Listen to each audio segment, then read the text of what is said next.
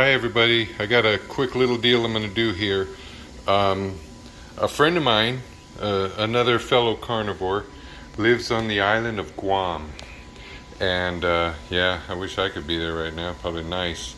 But anyways, he cooked up he smoked a real nice big brisket and he cut off a few slices and sent it to me. And here it is. And what I'm going to do is I'm going to use my ghee back there. I'm going to use that pot and I'm going to fill that up with some ghee because I'm going to cut little slices off of this and then fry them up in there for like a minute or two and then eat it. I'll try to remember the name of it. I'll look it up here in a second because I forgot the name of it, what they call it in Guam. But it's like something they have. Anyways, it's brisket and it's deep fried, so it's already smoked. I'll just be deep frying it now, so it can't be bad. So what I'm going to do is get that tallow going, and then I'll open this up and I'll cut it in slices. So when I come back, you'll see me putting the little pieces in there and cooking it, and then I'll show you once I'm all done what that looks like. So anyways, here's what we got for now, and I'll be back. Okay, I'm back. I put one whole jar of the beef tallow in here, and it's heating up. You can see it's starting to get hot. I got my bowl ready, and I opened up the package. Here's the smoked brisket, and I looked back at my notes, and my buddy Joe from Guam, Big Joe, musician, he's a legend down there. People come from miles around. The guy can do everything. But I think he called it Tinala Katne. Tinala Katne, I think is the way they say it in Guam. I probably butchered that. I'm sorry, Joe. But anyways, I'm getting ready. I'm gonna go ahead and slice this into little slices like he told me to do. And then when I'm ready, I'm gonna come back when this is nice and hot, about 350 degrees or something. I'll put some in and cook it up. So I'll be right back. So big shout out to Joe and making me up a big batch of Tinala Katne. All right, I'll be right back.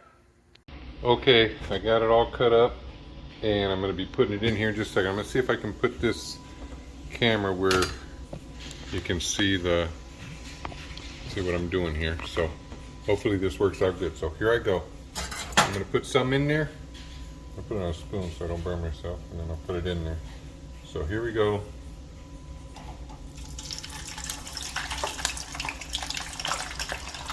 I got that up about 350 degrees. I don't want to overcrowd it, so I just put a couple little sections in there. Plus I don't want to overflow my oil here, so we'll see how that goes at first. I got me my little timer here. Let's set that, and in 2 minutes I'm going to pull that all out of there. So I'm going to pause this so it don't take too long, but at 2 minutes I'm going to come back. See you in a minute. Okay, we're back. 1:55. It's almost 2 minutes. So I'm going to go ahead and give this a little stir, and then I'm going to pull it out and I'm going to put it in this bowl. I'm going to put it in this bowl right here. So there we go. Let's pull it out. You can see it looks pretty nice. Looks nice. Yeah, nice and fried. And should be nice and crispy. I made sure I kept some good chunks of fat on it, like Joe said, which don't have to tell me. I know how good fat is, especially when you fry it up, because it's crispy and it's good. So there, I got that in there. And what he said to do, once you got it in there, you got to put some salt on it. And I use the Redmonds, so here I'm gonna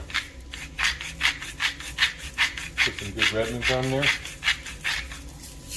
and shake it around a little bit. Let that be good and salty. And I'll try this out in a second, but for now, I'm going to start my second batch. I'm going to do this in 3 batches. I just didn't want to have too much in one time. I don't know how much I could have done at a time, but I'm going to put that in there. I did about basically one of those pieces. It's like a super big, thick piece of bacon. So that's kind of to explain what it is. But here we go. So I got that going.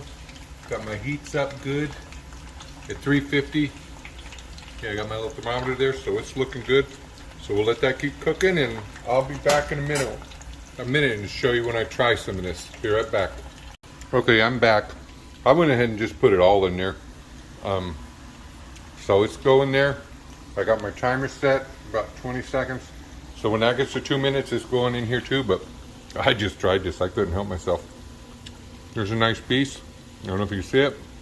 It's nice and salted up. And let's see if this camera will, there, zooming in a little bit. It's burning my fingers because it's still pretty hot, but there's a nice chunk of fat on there.